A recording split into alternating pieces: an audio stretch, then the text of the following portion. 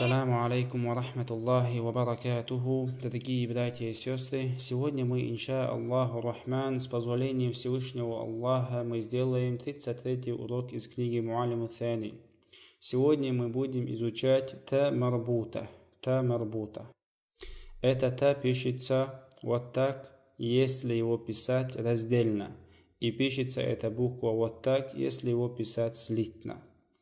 И эта та марбута ничем не отличается при чтении от такого та. То есть оно читается точно так же, как и вот этот буква та.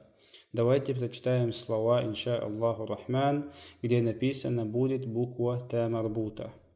Первое слово у нас азизатун. В конце слова мы видим, стоит буква та марбута. И читается он точно так же, как обычная та. Азизатун. Второе слово. Фаридатун. Фаридатун. И третье слово. Хамидатун. Хамидатун. Первое слово. Саидатун. Саидатун. Второе слово. Шахидатун. Шахидатун. Первое слово у нас. Хамилатун. Хамилатун. И второе слово халиматун. Халиматун.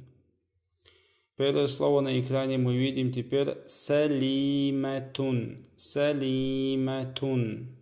А второе слово, правильно, шарифатун. Шарифатун. И третье слово наиматун. Наиматун. Теперь первое слово у нас марратун.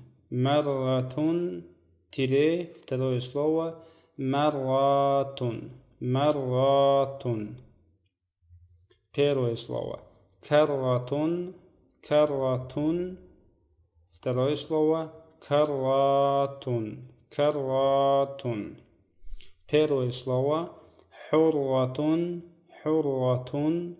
И второе слово через тире написано хурратун. Хурратун.